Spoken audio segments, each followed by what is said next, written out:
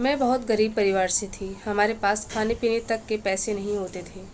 मेरे माँ पापा की मृत्यु हो चुकी थी। हम 3 बहनें थीं। हमारा कोई भाई नहीं था। बहनों की शादी के लिए एक भी पैसे नहीं थे। मेरी बड़ी बहन की शादी के लिए तो पैसे चाहिए थी, उनकी शादी के दहेज के पैसे नहीं थे। मैं जहाँ जॉब करती थी वहाँ 5 लड़कों ने मुझे रात बिताने के लिए 50,000 रुपये ऑफ़र किए। मैं वहाँ चली गई। 4 लड़कों ने मेरे शरीर से अपनी हवस पूरी कर ली और जब उनका 5वां दोस्त आया तो मुझे देख उसकी चीख निकल गई, क्योंकि वो तो मेरा। आइए सुनते हैं क्या है ये कहानी। कभी कभी इंसान की इच्छाएं समस्याओं को पैदा कर देती है, या यूं कहे कि ज़्यादा इच्छाएं इंसान को ख़त्म कर देती हैं। मैं भी ऐसी इच्छाओं को पूरा करने के सफ़र पर निकल पड़ी थी। मैं हर रोज़ समस्याओं से जूझ रही थी। चलिए कुछ पहले अपने बारे में बताती हूँ। मैंने अभी सरकारी स्कूल में 12वीं पास की थी और अच्छे नंबरों से पास किया था। आज के समय में जहाँ बड़ी बड़ी डिग्रियाँ काम नहीं आती, वहाँ 12वीं पास क्या था। मुझे नौकरी की सख्त ज़रूरत थी। मैं लड़कों को बड़ी बड़ी डिग्रियाँ लिए हुए कंपनी के सामने लंबी लंबी लाइनों में खड़े होते हुए देखा है। उसमें हर लड़का अपनी बारी का आने का इंतज़ार करता था। ऐसे में भला मुझे कौन नौकरी देगा। मेरे पास ना तो बड़ी डिग्री थी और ना ही किसी काम का एक्सपीरियंस था, लेकिन नौकरी की ज़रूरत बहुत थी। मेरे माँ बाप के मरने के बाद गरीबी ने हमारी कमर तोड़ दी थी। मैं अपने घर में सबसे बड़ी थी। हम 3 बहनें शादी के लिए लगभग हो चुकी थी। मेरी छोटी बहन स्कूल में पढ़ रही थी और उनकी पढ़ाई का खर्चा भी मुझे ही देखना था। इन सब के बोझ की जिम्मेदारी मेरे सर थी। जब मैं घर से बाहर की दुनिया में कदम रखी तो मेरे होश ही उड़ गए। पहले मुझे सब आसान लग रहा था, लेकिन अब मुझे समझ में आ गया था कि पापा हमारे लिए रोटियां कितने मेहनत से कमाते थे। मैं हमेशा पापा से शिकायत किया करती थी कि वो हमारी इच्छाएं पूरी नहीं करते। पापा इस बात से टेंशन में आ जाते थे। पापा मुझे बड़े प्यार से बुलाते और कहते, अनु बेटा, तुम्हारे भाग्य भी जाग जाएंगे। लेकिन मुझे अपनी किस्मत में ऐसा होता हुआ नज़र नहीं आ रहा था। एक रात ऐसी आई कि पापा नींद में ही भगवान को प्यारे हो गए। हम पर दुखों का पहाड़ टूट पड़ा। आज पापा की अहमियत का पता चल रहा था हमें। जब तक उनका साया हमारे सरों पर था तब तक हमारी सारी ज़रूरतें तो पूरी होती थी, लेकिन पापा के मरने के बाद कुछ दिन तक पड़ोसी और रिश्तेदार हमारी मदद किए। बाद में सब अपनी ज़िंदगी में बिजी हो गए। आज के समय में कौन किसका पेट भर सकता है। अब मजबूरन मुझे ही घर से बाहर निकल कर नौकरी ढूंढनी पड़ेगी। अब मुझे समझ आ गया था कि औरतों के लिए बाहर की दुनिया आसान नहीं है। कहीं किसी कंपनी में नौकरी नहीं मिल रही थी। जहाँ भी मैं जाती वहाँ मेरा एक्सपीरियंस पूछते थे। मैं कुछ बोल नहीं पाती थी, इसीलिए मुझे किसी कंपनी में नौकरी नहीं मिली। तब मेरे दोस्त के भाई ने मुझे एक जाने माने बाबा के फार्म हाउस पर लेकर गया। वहाँ मुझे एक नौकरी मिल गई। मुझे कोट पैंट में दिया गया। उस कोट पर उनका नाम लिखा था। उस नौकरी के बड़े बड़े तकाजे थे जो मुझे पूरे करने थे। उन्हें एक लड़की वेटर के नाम पे चाहिए थी, जिसके छोटे छोटे बाल हो कंधे जितने, बहुत सारा मेकअप करके डाइनिंग हॉल में खड़ी हो। मैं यूनिफॉर्म अपने बैग में डालकर घर से निकलती थी। मैं अभी तक फैसला नहीं कर पा रही थी कि मुझे ये नौकरी करनी भी है या नहीं। बाबा हाउस में इतनी भीड़, इतना तंग पहनावा पहनकर खड़े रहना मेरे लिए बहुत कठिन था, मगर भूख प्यास से सब कुछ करवा लेती है। मैं वहाँ से घर आई तो मेरी बहनों दरवाजे पर खड़ी थी और मुझे परेशान देखकर उनकी आंखों में आंसू था। मैंने उनसे पूछा कि तुम दरवाजे पर क्यों खड़ी हो। वो रोते हुए बोली, कुछ नहीं दीदी, वो मीटर वाले आए थे और बिजली का तार काट कर ले गए। ये सुनते ही मुझे जोर का झटका लगा, क्योंकि इतनी गर्मी पड़ रही थी। ऐसे में लाइट नहीं होगी तो कितनी परेशानी होगी। 3 महीने से हमने लाइट का बिल नहीं भरा था, शायद इसीलिए वो लाइट काट कर चले गए। मेरी बहन के आंसुओं ने मेरे फैसले को बहुत आसान कर दिया था। मैंने अपनी बहनों को गले लगाया और कहा, मुझे एक बहुत अच्छी नौकरी मिल गई है। वो रोते हुए कहने लगी, दीदी, अब आप ही हमारे माँ बाप दोनों हैं। तुम ही हमारा सहारा हो। तुम्हें ही हमारी शादी करनी है। मैं ये सोच रही थी कि ये जिम्मेदारी मैं कैसे निभाऊंगी, लेकिन निभाना तो पड़ेगा ही। बहनें पूछ रही थी नौकरी कहाँ मिली है। मैं उन्हें कुछ बताना नहीं चाहती थी कि मुझे नौकरी कहाँ मिली है। मैंने कहा, एक बड़ी सी कंपनी में मिली है। अगले दिन दोपहर 2 बजे मैं बाबा हाउस के लिए निकल गई। मुझे पता था अब मेरी किस्मत यहाँ से मुझे कहाँ ले जाएगी। मैनेजर ने मुझे बाबा हाउस के दरवाजे पर के करीब खड़ा कर दिया। मैनेजर ने कहा, आज तुम्हारा पहला दिन है तो हर आते जाते लोगों को वेलकम होगी। और मुझे डांटते हुए बोला, ये कैसे मुंह उठाकर चली आई हो। उसने कहा, जाओ पहले मेकअप करके आओ। उसने मुझे तो शर्मिंदा ही कर दिया, क्योंकि मेरे पास तो मेकअप का सामान तक नहीं था। एक दूसरी लड़की ने मेरा मेकअप कर दिया था। जब मैंने अपने आप को आईने में देखा तो मैं हैरान रह गई। मैं गोरी और सुंदर तो थी ही, थोड़े मेकअप से और निखर गई थी। वह लड़की कहने लगी, यहाँ लोग खूबसूरती देख कर रखते हैं, वरना बात करने के लिए कोई भी मिल जाएगा। उनकी बातों से मैं समझ गई थी कि यहाँ नौकरी मुझे मेरी काबिलियत से नहीं बल्कि मेरी सुंदरता के कारण मिली है।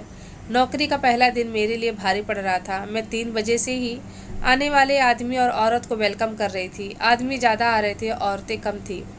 रात हो गई थी, मेरे पैरों में काफ़ी दर्द हो रहा था। 12 बजे के करीब मैं घर पहुंची। मेरी बहनें मेरा इंतज़ार कर रही थी और जाग रही थी। मैंने अपनी बहनों के साथ खाना खाया और फिर बिस्तर पर जाकर सो गई। मेरे पैरों में इतना दर्द था कि मेरी नींद खुल जा रही थी। अगले दिन मैं फिर से 2 बजे घर से निकल गई। आज मुझे दरवाजे के पास नहीं खड़ा किया बल्कि एक ऑर्डर लाने को कहा। ये काम मुझे थोड़ा आसान लगा। फिर कुछ देर में मुझे अंदाज़ा हो गया कि ये काम बिल्कुल भी आसान नहीं था, क्योंकि मैं जहाँ भी ऑर्डर लेने जाती वहाँ लोग मुझे सर से पाँव तक घूरते रहते। कभी कभी तो ऑर्डर देते समय मेरे करीब आ जाते। मेरी सांस रुकने लगती। बाबा हाउस मेरे जैसे वेटर की वजह से ही चल रहा था, इस बात का मुझे अंदाज़ा हो गया था।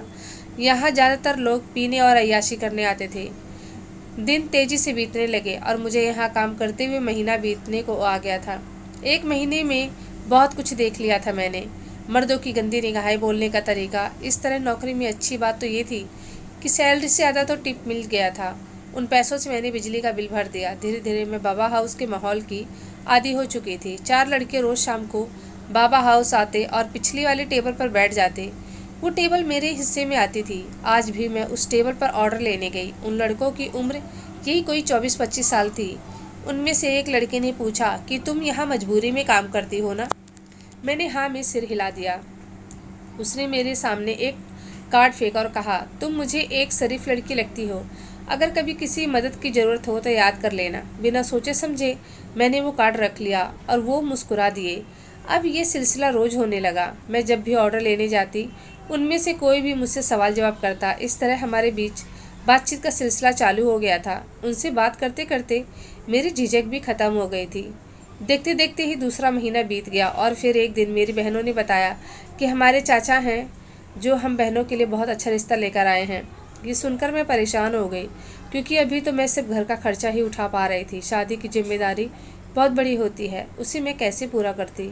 मेरी बहनों ने कहा कि इतनी बड़ी कंपनी है तो लाखों का लोन तो ऐसे ही मिल जाएगा और किसी न किसी की शादी आराम से निपट जाएगी, तो एक का तो बोझ सर से उतर जाएगा। अब मैं अपनी बहनों को क्या बताऊं कि मैं बाबा हाउस में एक वेटर का काम करती हूं। अगले दिन मैं बाबा हाउस में बहुत परेशान लग रही थी। ये बात मेरे साथ काम करने वाली लड़कियों ने भी नोटिस कर लिया था। उन्होंने मुझसे पूछा कि क्या बात है अनु, तुम बहुत परेशान लग रही हो। मैंने कहा कि बहनों की शादी है, मेरे पास बिल्कुल भी पैसे नहीं हैं। उन्होंने कहा, तो इतना खर्चा करने की क्या ज़रूरत है, साधारण तरीके से फेरे लगवा कर विदाई करवा दो।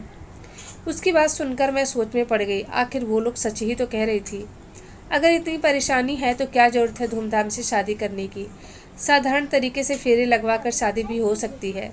मैंने घर जाकर ये बात अपनी बहनों को बताया तो वो मेरी बात सुनकर नाराज़ हो गई और कहने लगी कि अगर हमारे माँ बाप जिंदा होते तो वो हमारी शादी अच्छे से करते। ये कहते ही मेरी बहनों के आंखों में आंसू आ गए थे। आखिर वो ठीक ही तो कह रही थी। मैंने उनसे वादा किया कि कैसे भी करके मैं पैसों का इंतजाम करूंगी और सबकी शादी अच्छे से करूंगी। मेरी बातें सुनकर मेरी बहनें मेरे गले लग गई और रोने लगी। मैं अपनी बहनों का अब और दिल नहीं दुखा सकती, लेकिन अब मैं इतने सारे पैसों का इंतजाम कैसे करूंगी। सच में बच्चों के ऊपर माँ बाप का साया होना सबसे बड़ी ताकत होती है, लेकिन यहाँ तो मैं ही उनकी सब कुछ थी। मैंने बाबा हाउस के मैनेजर से बात की तो मुझे सीधे मना कर दिया और वो 4 लड़के अब भी आते थे। मैं उनका ऑर्डर लेने गई। उनमें से एक ने कहा कि क्या बात है, बहुत उदास लग रही हो। उनकी इन बातों से मेरे आंखों में आंसू आ गए थे और ना चाहते हुए मैंने उनको अपनी सारी परेशानी बता दी। मैंने ये तक नहीं सोचा कि आखिर ये लड़के मेरी कैसी मदद कर सकते हैं। उन लड़कों ने मुझे 2 लाख का ऑफ़र किया। मुझे गलत काम करके पैसे नहीं चाहिए थे, इसलिए मैंने सीधा मना कर दिया। मैं घर लौट आई और यहाँ मेरी बहनें मेरा इंतज़ार कर रही थी। वो कहने लगी कि हमारे होने वाले ससुराल से कॉल आया था। वो लोग 1 महीने के अंदर ही शादी करने के लिए बोल रहे हैं और एक गुड न्यूज़ भी थी। एक बहन के साथ साथ छोटी बहन के लिए भी रिश्ता आ गया था। वो अपनी छोटी बेटी के लिए मेरी छोटी बहन का रिश्ता मांग रहे थे। ये तो बहुत खुशी की बात थी। एक साथ सबकी शादी हो जाएगी। मेरी बहनों को मुझसे बहुत उम्मीद थी, लेकिन उन्हें क्या पता कि उनकी ये शादी मेरी बर्बादी से होगी। मेरे पास अब कोई रास्ता नहीं बचा था। मैं अपनी बहनों का दिल नहीं तोड़ सकती हूँ। मैंने अपनी बहनों से कहा कि लोन पास हो जाएगा, इस बात से वो बहुत खुश हो गई थी। मैंने बहनों से झूठ बोला कि कंपनी में काम बढ़ गया है तो मुझे एक रात कंपनी में रुककर काम करना होगा। मेरी बहनों ने कहा ठीक है। इधर बाबा हाउस से भी छुट्टी ले ली थी और फिर उन 4 लड़कों के साथ चली गई। उन चारों लड़कों ने मुझे अपना निशाना बना डाला और मेरे पूरे शरीर को नोच डाला। दांत से काटा था, नाखूनों के निशान। ऐसा लग रहा था कि अब मैं अपनी बहनों से नहीं मिल पाऊंगी। मैं ये सब अपनी मर्जी से कर रही थी तो उसमें उनको क्या दोष देती। लेकिन जब 5वां लड़का अंदर आया तो उसकी चीख निकल गई, ये देखकर कि पूरा बिस्तर खून से भर गया था और मैं शायद अपनी ज़िंदगी की आखिरी सांस ले रही थी। उसने जल्दी से मुझे अपने बाजुओं में उठाया और एक छोटे से अस्पताल पहुंचाया, जहां उसका एक जान पहचान का डॉक्टर था। उसने अस्पताल का सारा खर्चा भी उठाया। इधर मेरी बहनों का फ़ोन आ रहा था। मैंने उनसे झूठ बोल दिया कि अभी कंपनी से मेरी छुट्टी नहीं हुई है। ये 5वां लड़का भी उन्हीं चारों का दोस्त था, लेकिन इसके अंदर इंसानियत बाकी था। वो चारों लड़के इतने अमीर घर से थे, चाहते तो बिना मुझे बर्बाद किए ही मेरी मदद कर सकते थे। इस लड़के ने उन चारों लड़कों से पैसे लेकर भी दिया और अपनी फैक्ट्री में काम भी लगवा दिया, जिससे मेरी अच्छी इनकम होती। मैं घर आ गई और कुछ दिनों बाद मेरी दोनों बहनों की शादी हो गई थी। आज एक बात मैंने जान ली थी कि बिना किसी मकसद से कोई किसी की मदद नहीं करता। ये कहानी सुनने वाले लोगों से मुझे ये उम्मीद है, अगर कोई बेसहारा लड़की दिखे तो उसे अपनी बहन बेटी समझकर मदद करना, उसका फ़ायदा मत उठाना। उम्मीद है आज की कहानी आप लोग को ज़रूर रुला दी होगी। कहानी पसंद आई होगी तो वीडियो को लाइक, शेयर एंड सब्सक्राइब करें। मिलती हूँ अगले वीडियो में एक अच्छी सी कहानी के साथ। धन्यवाद।